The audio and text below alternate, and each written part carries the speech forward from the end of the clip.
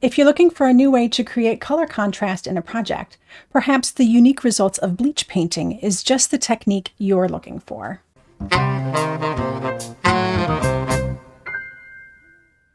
This how-to video is narrated live in real time, so you can actually see how the process works and follow right along with me.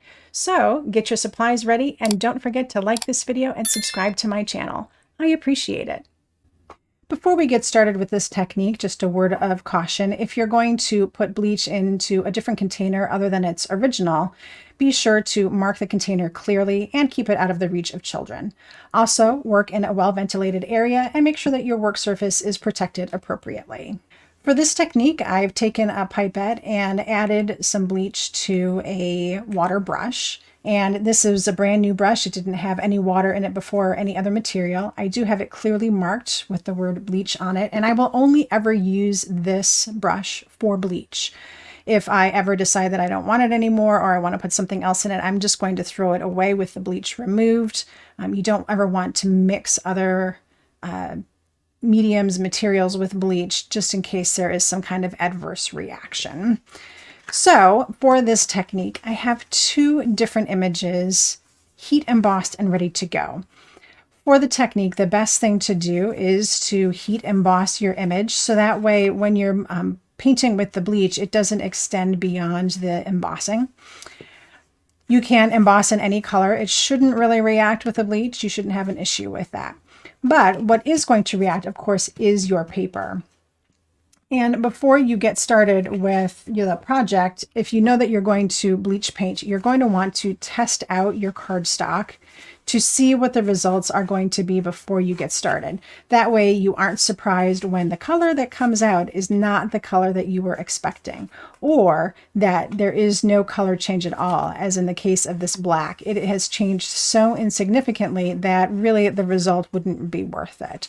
So definitely take some bleach and spray it on paper, or use your brush and just brush a little bit on there and see what the reaction is before you get started. So that way you don't have any surprises. For our first sample here, I have this really cool geometric pattern on this navy blue cardstock, and I've embossed it in copper. And I'm just going to take my bleach brush here and fill in some random diamonds. And as I do, you're going to see that bleach start to take hold and change color. You never really know what color you're going to get from a piece of cardstock until you test it. So that's why I really advocate taking a scrap and doing a little test on it first, just to make sure that you know what your result is going to be. It's really a lot of fun to get a cool color to come out of this.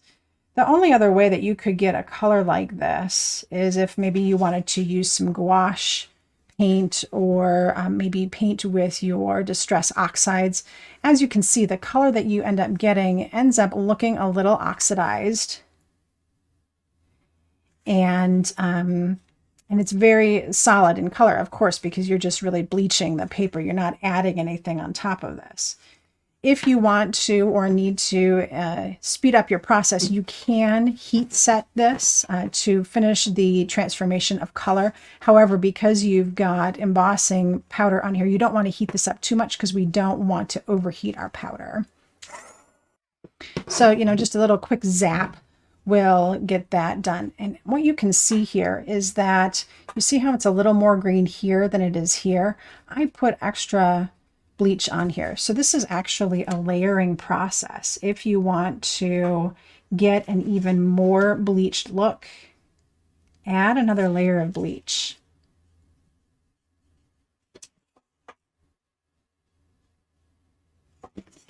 And when that dries, it's going to be even lighter than the outside ring.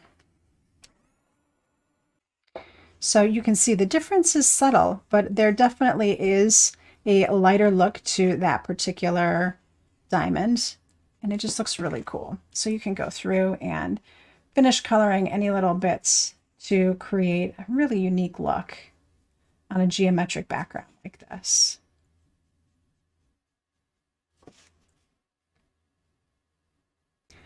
For our second look here, I have this cute little flower.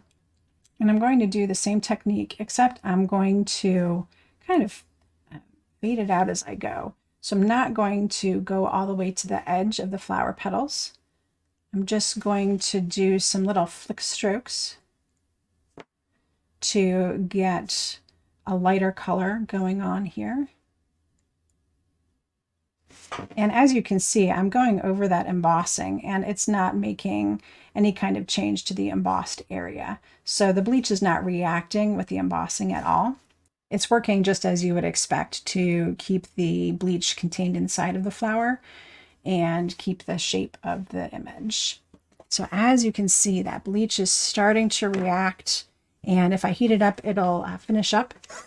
So very quickly, just like that, I've got a really cool look going on here. And now I can even come back and go just a little bit closer to add yet another layer of bleach. And this is going to whiten this area even more. In the case of this red cardstock, you can see that we're just getting a monochromatic look because that's just the way this paper is designed. And instead of pulling out any other shade, it's really just becoming lighter. But as we get even lighter here, you're going to start seeing different colors start to pop out, like a little bit of yellow. So really, when you start thinking about what colors may make up the paper, it might be more of a orange red. So what you're going to get here is more tones of orange and yellow. If it's more of a pink red, you might get tones of pink and purple. So as you can see, I just put another layer or two of bleach on here, and as it dried even lighter. And now I have this gorgeous dimensional look without adding any paint or any other material, just using the bleach in my brush to bleach out the paper and create a really unique look. Another thing you can do, of course, is do some splatter. So very carefully when you do this, you can add some bleach splatters, and they will react in the same way that the bleach would anywhere else on the paper, and you'll end up with splatters. So now that those splatters are dry, you can see them on the paper here. They look really gorgeous and organic. And even these big ones, glops, that may have looked like they were going to be a big mistake, you can see they turned into such a bright shade because there was so much bleach that it just bleached everything out.